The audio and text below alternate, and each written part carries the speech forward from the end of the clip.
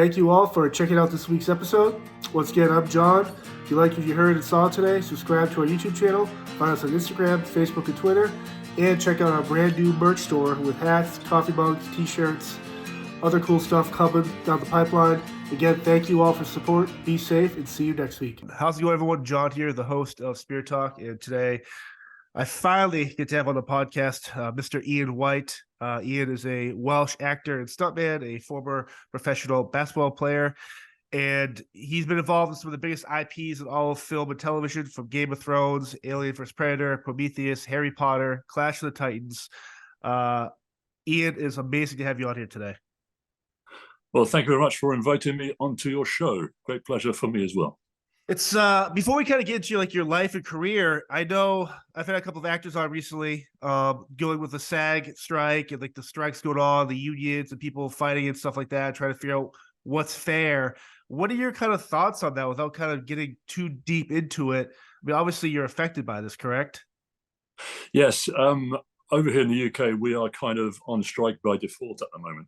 We are prevented by strict labour laws in the United Kingdom for coming out in solidarity, coming out on strike in solidarity with SAG. But obviously, we all stand together with our brothers and sisters in the Screen Actors Guild. The main argument, as I see it, the main issue, as I see it, is the synthesization of the human experience. If it's written, it should be written by a human. Yeah. If it's performed, it should be performed by a human. If it's spoken, it should be spoken by a human. And I don't think I can simplify it any more than that. It's our world. It's not a computer's world. We are the driving force. It's if you say to me, "Oh, I've just fallen in love with my beautiful woman," I understand that, but a computer doesn't. Computer is just typing out the words.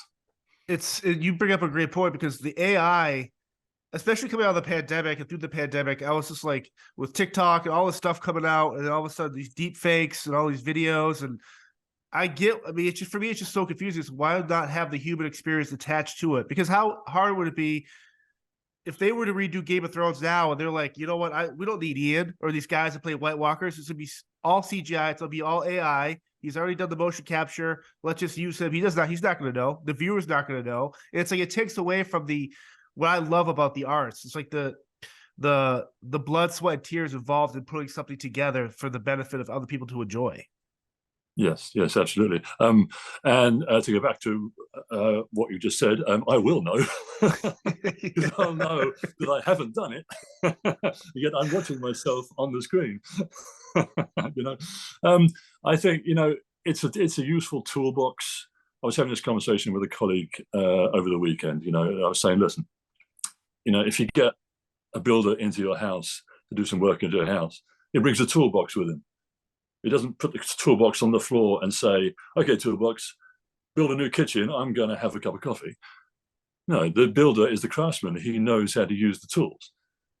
And I've heard, writers exploring the virtues of things like Chat GPT, etc., saying, "Okay, these are tools that we can use." Okay, fair enough. But if you know how to use the tools, that's fine. But if you're saying to Chat GPT, "Okay, go write me a script. I'm going to have a cup of coffee," then it's not utilizing the tool. It's making it an alternative that doesn't work in the human experience, in the human realm. It's, for me, like the whole Chat GPT. If I'm a producer or a screenwriter or somebody who's writing, actively creating content, if I use Chat GPT and put it out there and then build a script based on that, who gets the credit? The person that typed it into the Chat GPT? Like, where do you draw the line for this now? Well, I'm no expert, as you can probably tell, but there was an article in the news about a week or so ago where a lot of very high-profile writers have launched a significant lawsuit against these AI companies, because they haven't credited anybody. So before you jump into like the entertainment industry, with your basketball career, and obviously your height led to that, were you always someone who's into the sports and athletics? Was this something you're like, when you were in grade school and stuff, like how did you get into basketball and sports and all that? I got into basketball quite by chance. One of my sports teachers was a basketball player himself. He was 6'4", and he played basketball and he played rugby. So if you were tall, then you were invited to play rugby and basketball for the school. And one of his friends was the coach of a local club team, and I went along to practice with this local club team, and it grew from there. I remember my first day in practice, I got elbowed in the face, blood streaming out my nose, but I wasn't deterred, and I kept on going. Awesome. It's I've always this will correlate back to like your career and stuff, but I've always resonated with like the big, tall players in sports, like the Dikembe Mutombos, the Shaquille O'Neals, Manute Bol, all these crazy tall people, athletic people. I'm always just blown away by how hard it is to be that athletic at that size and be good at what you do, especially when it comes to sports, because I don't know, like it's just when you're training at that height, like at what point were you just kind of like, oh my God, the sky could be the limit. If I'm going to be over 7 feet tall, I can make a career out of basketball. Yeah, I think I was about 17 years old, and I was already 7 feet tall then. And it was the first, it was a difficult childhood, I'll admit. I think that was the first realization that I had that, this could actually be something. Because, when I was growing up, I didn't even know what basketball was until I was 13 years old. I have a young son, and he is a terrific sportsman. Plays rugby, plays basketball, plays cricket, plays football. Children have so many opportunities these days, and they see their sporting idols on television all the time. We watch NBA basketball all the time, and because we have it available. But back then, right, it wasn't available, so you had to go out and find it, and to even consider it as a career, beyond anything, to consider it beyond anything, just as a fun opportunity, was, well, see, it was to my parents complete madness. My mum and dad said, "Go and work in a bank." I said, "No, I want to be a basketball player." yeah. But to travel the world and do that, and I mean, it's surreal. When you think of how many people don't become professional, they go to college and don't get drafted and all this stuff, and to be at that level, I mean, it is kind of surreal. It's what a unique, especially from a Welsh background, and even you'll see a lot of tall people from your part of the world either that can play at that such a high level. It's pretty surreal. Yeah, yeah. I mean, once you start playing basketball, you start to meet a lot of taller people. Yeah. And in my experience, there is always somebody bigger. Right. I trained with Shaq many years ago.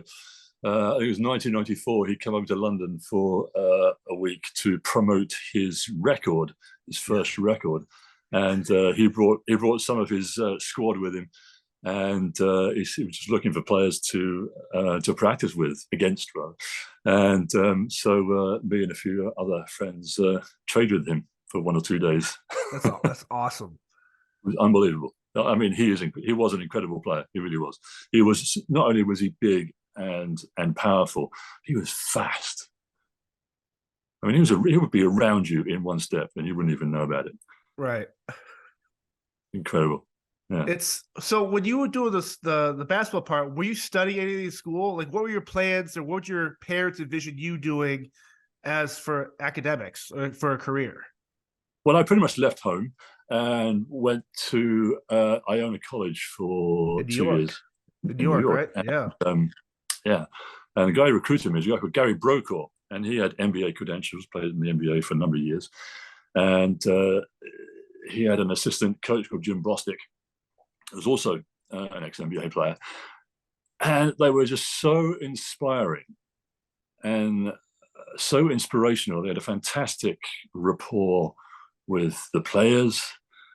And not only did they understand the game inside and out, understand the responsibility of professional conduct and the value of hard work, etc., but they understand the fun element of it as well, and they were always dressed immaculately. Yeah. It was really, really cool. They're always suit, tie, sport coat, trousers, whatever. Always looked $1 million. Always looked the part as well. I remember walking into the office one day, and every now and again in the pre-season, we used to have NBA players come in to the gym and just work out with us. I remember one day I walked into the office, and Jim Bostic was in his office. I could hear him talking in a very distinctive, deep, basso profundo type voice. Yeah. But I couldn't see him because there was a giant wall in the way. And all of a sudden his head poked out from the side. He said, "Hey, Ian, come over here. Come and say hi to my friend." And his friend was Ed Pinkney from the Boston Celtics. Oh, yeah. And Jim was about 6'9", about 270 pounds. And he was completely obliterated by this huge NBA star. Awesome. It's so when you, how does the transition happen from the ending your professional playing career into stunt work, acting, and stuff like that? Because it's like, I've always thought when someone that happens, it's always like happenstance, unless you're actively searching for it. Like, was there a call or someone that found you, or was like, "Hey, Ian, you should probably think about doing this because we need someone who's 7 feet tall and is athletic and can actually pull this off"? Yeah, at the time I was still playing basketball, although I was coming to the end of my career. I had given myself another year, and quite by chance the phone rang, and it was the secretary of the club I was playing for at the time. And she said, "Listen, we've just had this casting director on the phone, and they're looking for somebody like you. Would you like to talk to her? Can I give your phone number to her?" And my first reaction was, "Come on, nobody wants to put me in a movie." So I said, "Yeah, of course." So 5 minutes later, the phone rang, and it was Suzanne Smith, the casting director of Alien versus Predator. And they were going into production very, very quickly. And would I please come down and audition for the part? And it was probably the hottest day of the year that summer, about 35 degrees, small audition studio in London. And they gave me a wetsuit and a balaclava helmet, woolen balaclava helmet, and the mock-up of the Predator head, and said, "Start running." And about 30, 40 minutes later, she said, "Okay, you can stop now." And she said, "How was that?" I said, "Well, I'd be lying to you if I said it was easy. It wasn't easy." She says, "But I can do it." And she says, "Okay, thank you very much." And the next day I met the director, very, very briefly. And about 2 weeks after that, I was invited to Prague, where the film was eventually going to be shot, to meet the award-winning creature effects designers. And it was about 2 weeks after that where I got the phone call from the producer offering me the part. It's such a, and the first Predator movie, I watched the movie every month. Probably during the pandemic, I probably watched it 3 times a month. And the reason why I love it, outside the Arnold and Jesse Ventura and all that stuff, the Predator, the portrayal of by Peter Hall, who played Harry the Hendersons. And I've always loved his story. I know it's the tragedy surrounding his death, but to kind of fill into someone like that person's shoes, to be playing this new version of this Predator, big athletic guy. Was there any type of like how do you jump into this rehearsal, you do it? Do you ever go back and watch the original movie, seeing his movements and how you could make it a little bit different or similar? Like, how does that work? Yeah, that was the first thing I did. That was for a while the only frame of reference I had. I went through the original movies, frame by frame, trying to extrapolate little nuances of performance, trying to figure out how this character acts and behaves. And he was obviously, if he had been around, I would have bombarded him with questions as to Yeah. what do I do. It's Luckily, I a had very good mentors. Tom Woodruff and oh, Alec Gillis were obviously worked on Predator legends. With Kevin Peter Hall, so they were very good mentors for me to have. It's so when you, I think the reason why I resonate with characters, especially the ones you play, is I mean, don't take this the wrong way, but I guess if you're 8 feet tall or whatever, it's easy to play a big character like that. But the way you play the Predator or the Giants in Game of Thrones or Suleiman in Clash of Titans, there's this sort of empathetic approach to these characters where you're not just a 7 foot tall creature or thing. There's some sort of empathy behind you, or like this. You make them believable in a sense, like that scene in Aliens Predator where you pick up Lance Henriksen and you notice he's dying of cancer or whatever. And like there's some sort of like just the way your eyes or like how you move and how you hold. It's just there's much more to what you do to your characters than just being a big hulking menace. And like I don't know if you could kind of talk about that, because I find it super unique how you're able to pull off these characters that on paper they're intimidating, but they're very human too. Like they're very empathetic. They're caring and they show some sort of like emotion. Yes, I mean you've gone straight to the heart of what it is, to bring these characters to life.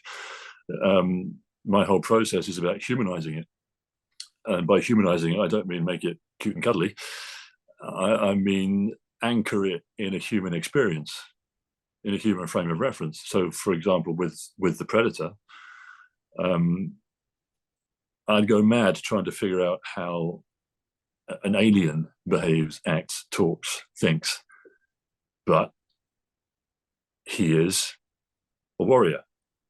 He's recognizable as a warrior. Okay, so there's my first frame of reference. Ding. Now I go from there. Now I go back. What does a warrior do to get to that point? Okay, in the story, it's like a rite of passage. So how does a warrior live his life up until that point? The training, the pain, the dedication, the isolation, perhaps being taken away from his family. Is it like a warrior caste that he is forced to join, or is he a volunteer? Is he given to the teachers to be taught this way of the warrior, so to speak? All these questions, and the more questions you ask, the more answers you get. Yeah, it's such a. When I had James Jude Courtney on the show, good friend, stuntman, actor. He played Michael Myers in the last 3 Halloween movies, and he had the reference like you did with Peter Hall. Nick Castle played the original Michael Myers. He's so based on movements, but in talking with trying to make it his own character, he studied his own cat to mimic the motions of Michael Myers sleeking in the dark and kind of doing his thing. When it comes to original character, like the character in Clash of Titans or a Giant in Game of Thrones, what are your reference points in making these movements and these characters do what you do, and how to make that, put them out there like that? Because it's, yes, you had the Predator reference, but the characters you play originally, like the Last Engineer, Prometheus, like no one knew what this character was or how he moved. Like, what are your reference points in creating these movements? Sheikh Suleiman in Titans, I saw him as kind of a wizard. So I was thinking in terms of Christopher Lee in Lord of the Rings, and I forget the name of the actor, the guy who played Merlin in Excalibur. And in fact, I used the magic spell speak in some form from Excalibur. Just to the director wanted something off the cuff on set to use as a sound reference, and for some reason I could remember the spells from the film Excalibur. It's like Anel Natrach Dothus Betha Dochel Ninve, something like that.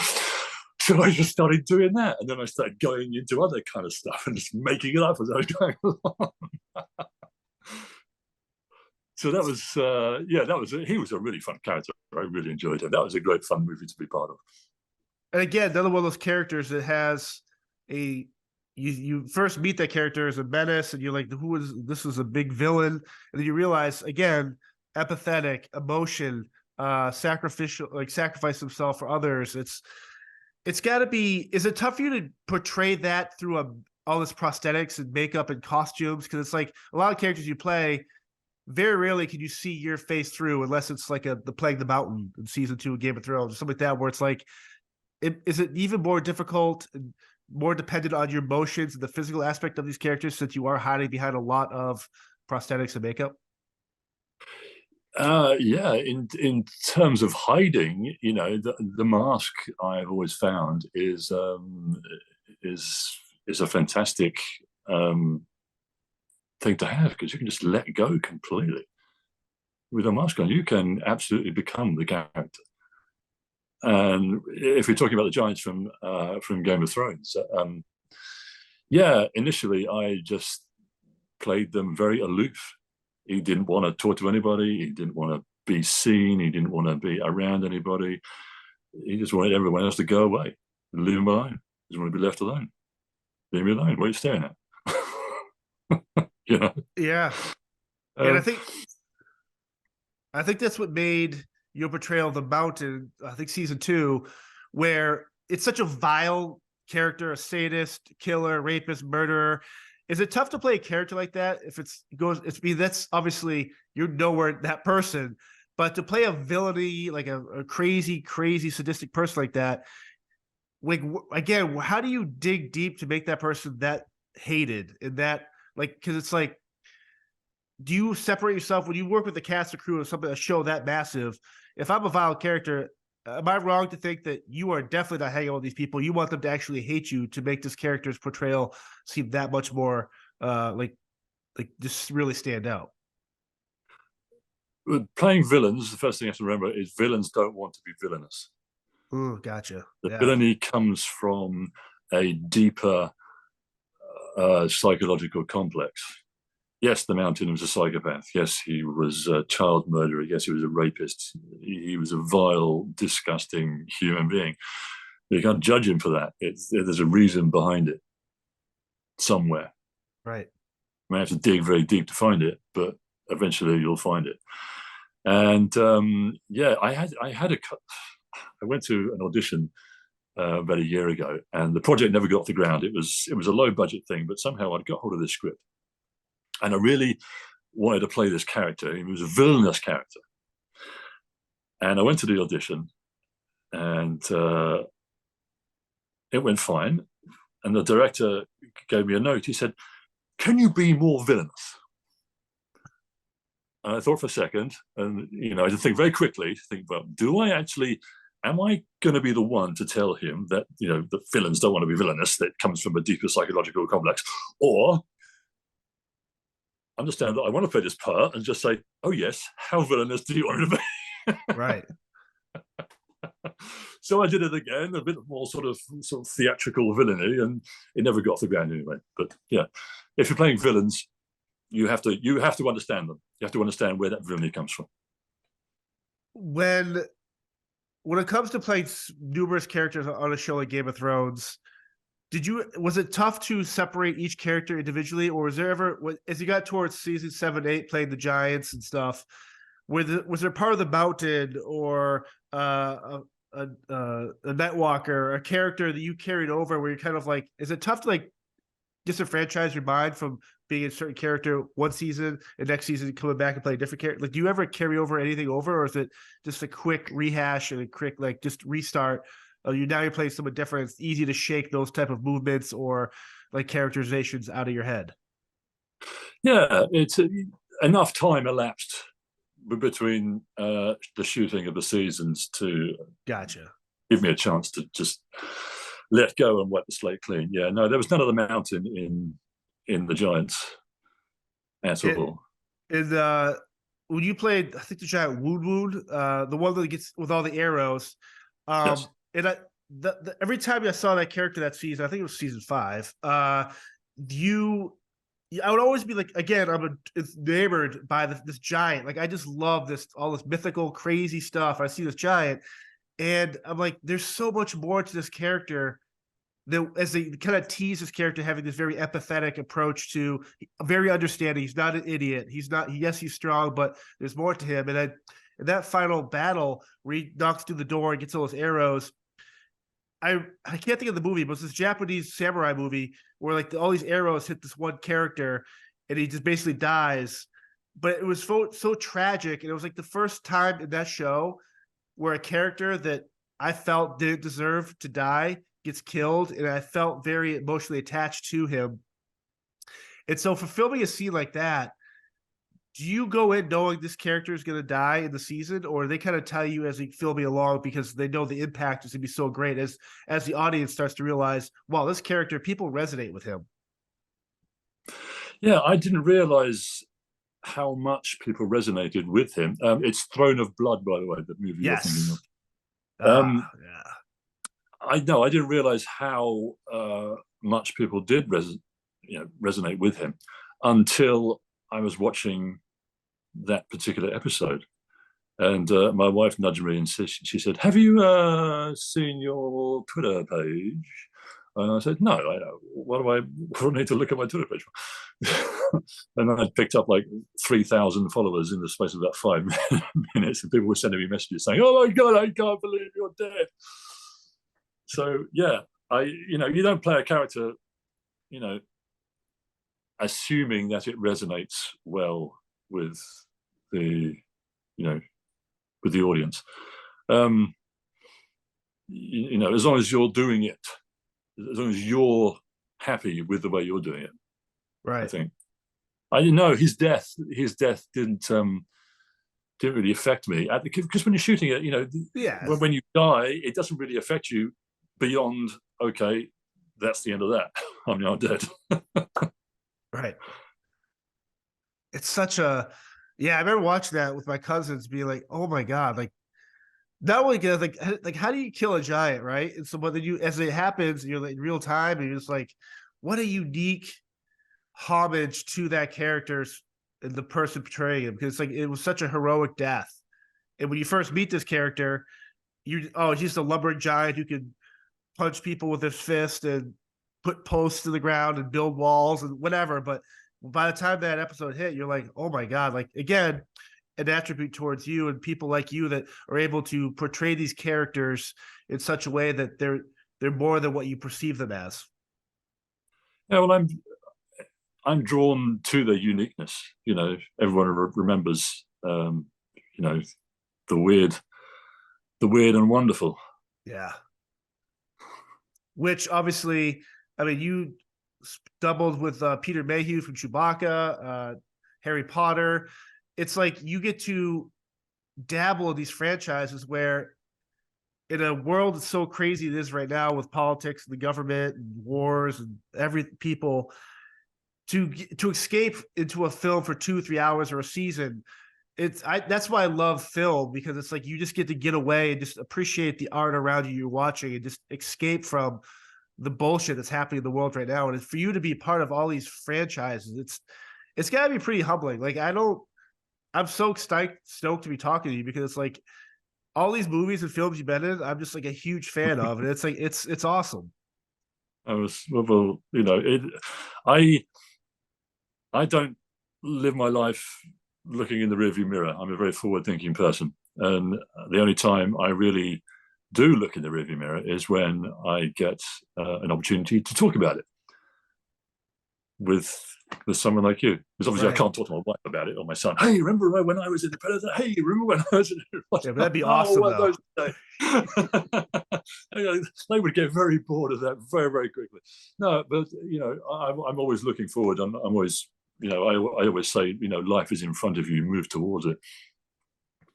Is there a certain character or franchise out there right now where, or even if you want to create an original character in a whatever, you had the opportunity to do unlimited budget to create something, a character you want to always do, like what's out there for you that you kind of like, man, it'd be cool to play in a superhero movie? Or like how often does these people reach out to you, be like, based on your wide body of work and able to play these characters, I would think if I were a casting director, I want a 7-foot guy in every one of my movies. I wish. Well, there's lots of us out there, you know.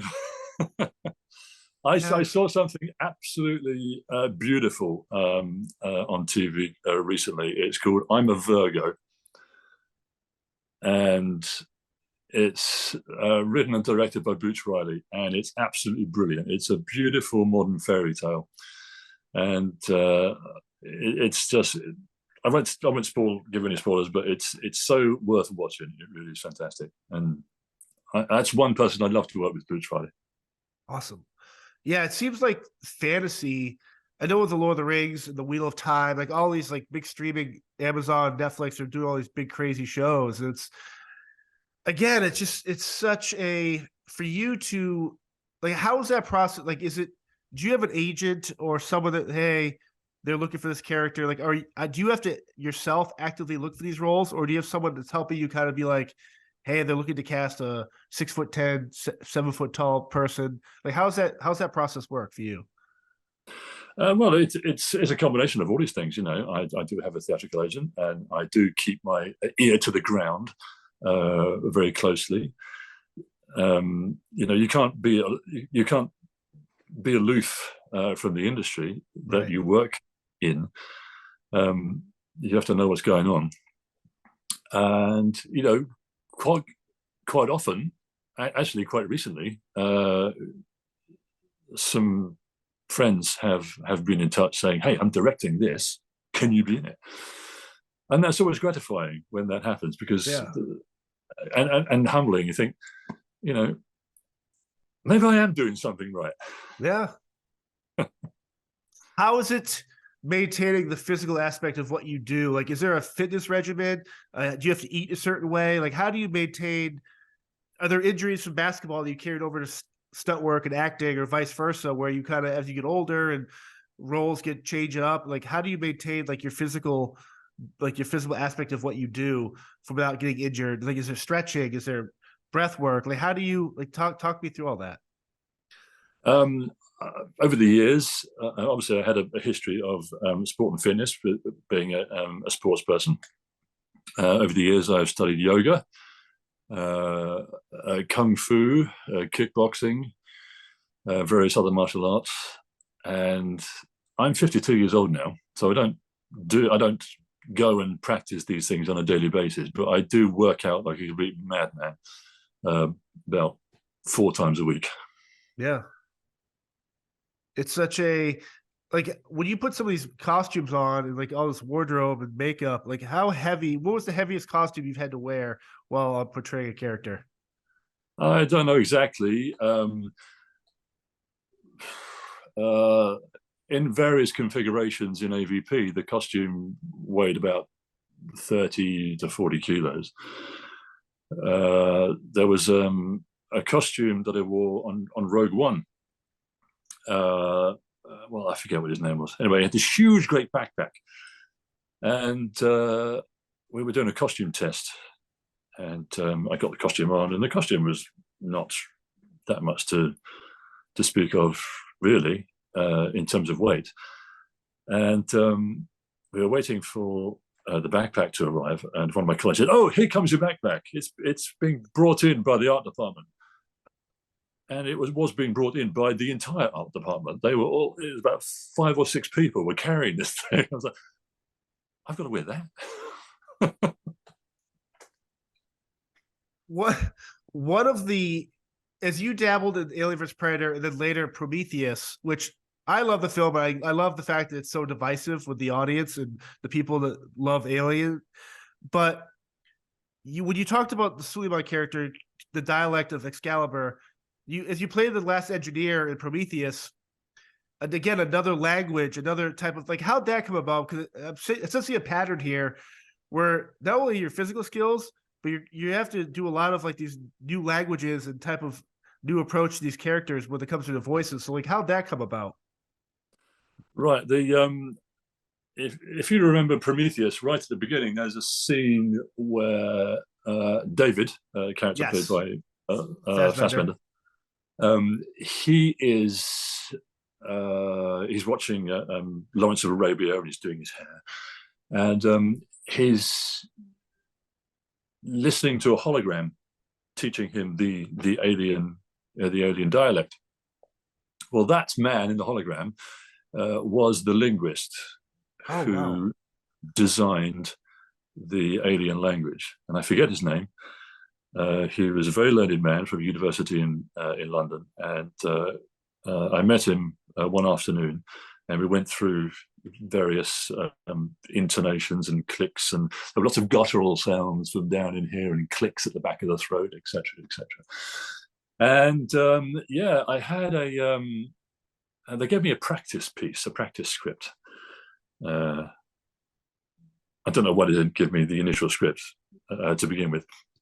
But anyway, they gave me this practice piece, and it had words in it. It had names of things in it that weren't translated into the alien language, and one of them was C-beam, and another one was Orion. And I spotted it instantly. It was Roy Batty's speech from Blade Runner. Yeah. So I went back to the producers and I said, listen, you got to give me the words that I'm going to say in the story. Yeah. Because this is Blade Runner. And every time I read it in the voice of Rutger Hauer, and I burst into tears. Yep. Yeah. Again, playing that engineer character, it was such a, you think it's peaceful, it's such a menacing, you see this character, he's like, oh, it's just the last engineer, he's just a big dude, he's sophisticated, scientific, but then you play like this sense of violence, where the first time in a long time where I saw a character truly be very violent, and it's like the physical aspect of that, it was kind of surreal and very visceral how you portrayed the violence of that, where it was almost like poetic, but it was just so like it was just so violent. Between waking up and everyone around him dying was, probably about 30 seconds. to your point, where it's like he's a villain for a reason, or like these characters aren't even really villains; they're just you perceive them as Yes, he was perceived as being a villain, but Wayland had a god complex. Yes, he wants to meet his maker, and he had the arrogance of somebody with a god complex, and and that was his first mistake, because the engineer wasn't a god.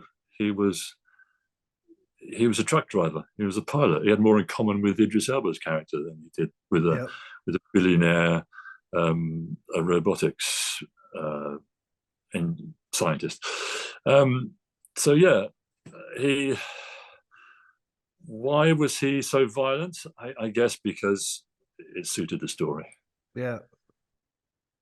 And I always think too, it's like maybe he was scared. It's like it's a reaction like an animal would do if they're cornered, or where the hell am I? It's like, again, it's just you portray these characters that they just hit home. I think it'd be easy if you just got a guy or girl to play some hulking person with no lines and you didn't really care about. It's how you portray them. And like, again, the movements, where this is a guy that you played the Predator, but now you're playing another tall character or another tall character. Their movements are same, their actions are same, their eyes are moving the same, and they're moving different. And you're just kind of like, what a like, dude. I was like, I need to have Ian on this podcast, because I'm just like blown away by someone of your talent.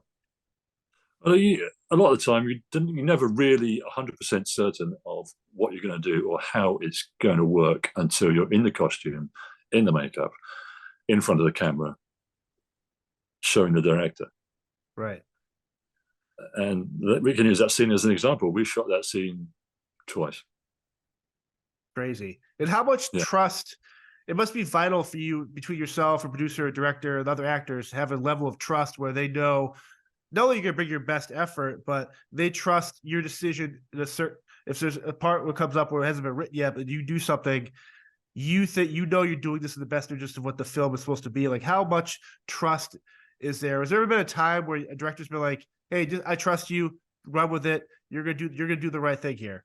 Or do you have to be very strict in terms of This is what they want. This is what I have to do. Yeah, you've got to do all the hard work before you step in front of the camera. Yeah, you've got to make sure you're ready and prepared. Trust yourself. That is, that's the bottom line. Trust yourself that you're doing. If you do the work and you trust that you've done the work, then when you step into the camera, it's easy. Right. Is it fascinating for you? And I know you've done a couple of Comic-Cons and the conventions and stuff, but when fans come up to you at your booth and want to take pictures of you and tell you how a certain character saved their life, at what point in your career did you realize that the characters you're playing are helping people, whether they're suicidal or the depression, or just making them feel really good? Was it the first time? Where was the first time you heard that, or it felt like holy cow, like I'm making a difference outside of these characters I play? I did have an experience once meeting a fan, and he was very timid and very shy, and I could tell that it meant something to him. This meeting meant something to him, and there was something that he wanted to say, and I guess we just had a meeting of the minds, and to cut a long story short, we had a hug, and we understood each other. Yep. And as human beings. Yeah, I think that's I think that's why I love the conventions, because you get to see these men and women, whether actors, stuntmen, whoever, be themselves, but they've played characters that either, again, whether they saved a life or helped with depression, or they inspired someone to be someone else or follow their career path. Or I've met a couple of actors at those conventions, and I have friends who help put them on. And so I'm always just kind of like, I've never met anyone I've been like, I wish I could spend more time with my grandfather, or people like that. Like I mean, sure, I would love to hang out with John Wayne, but I'm never like blown away by like the celebrity idea of people. I'm blown away by the fact that the people that are celebrities or athletes, who they are outside the camera or in front of with no makeup or no whatever, are just really good human beings. And I love seeing that at the conventions when some of these actors are so like passionate about the people around them and doing autographs and pictures. Like it says something about the human spirit about that as well. Yeah. I mean, when we're on set, talking to each other, that's what we talk about. Life, each other's children. Where's a good place to fix the fan belt on the car? Yeah. A good recipe for pasta.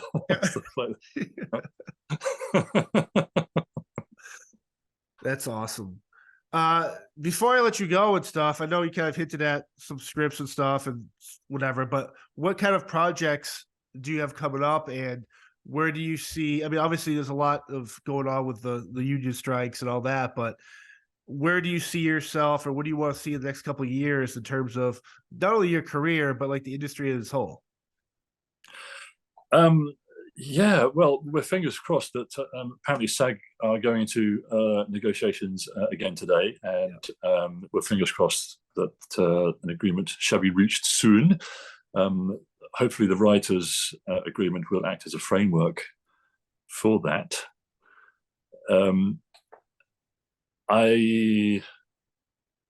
In terms of myself, I've got scripts for some independent film productions, which hopefully will go into production next summer. I'm also working on a script. Awesome. And although we've been kicking this, working on a script for a play. I've been kicking this script backwards and forwards with the director for about 7 years now, and we've finally got to the point where we're like, yes, we're gonna do it. So we've been to look at a theatre and in Glasgow, and we're still at the fingers crossed stage, but it's moving forward in the right direction. Is that if for Broadway and plays and stuff like that, for the live audience versus you filming in front of a crew and it goes out to whatever, is the preparation change for you? Is there more fear, the unknown, playing in front of a live audience? Because you could do your play could be one night, people react differently to something, and the next night completely different there. It's like, how do you gauge your performance in that? Well, before we even get to that, it's it's a lot of there's a lot of homework to do. I've got a lot of script to learn. But yeah, I mean, I haven't been on stage since a long time ago. That's awesome. That's awesome. So yes, it's quite daunting, but you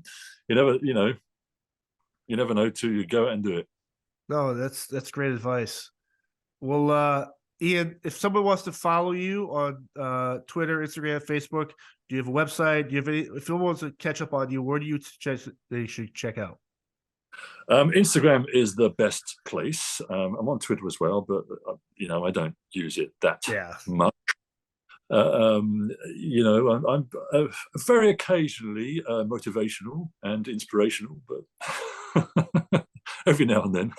Well, I appreciate the time today, and I absolutely adore all the characters you played. Hopefully, you keep playing it for another 50 years. And thank you for taking the time today. That was my absolute pleasure. Thank you, sir. Oh, hello. I'm just enjoying this nice fucking candle.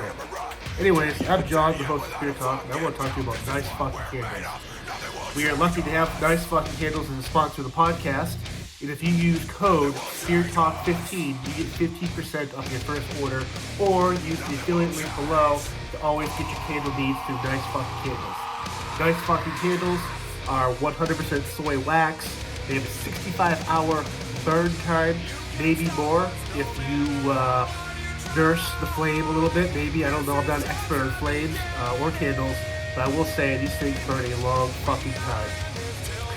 You ask me about the wick. It's a double wick for even burning, which is amazing. And they come with 3 incredible flavors. I'm not sure if you're going to be eating these candles, but if you do like them, the scents are eucalyptus and ginseng, tobacco and fireside, and seaside and driftwood. Once again, Nice Fucking Candles. They are the candle company for Spirit Talk. And if you love candles and need a good scent to clear out your office, your room, your podcast room, your weight room, your whatever you're doing in a room that smells like crap, use this candle. It's amazing. Thank you. Check them out. Love Nice Fucking Candles.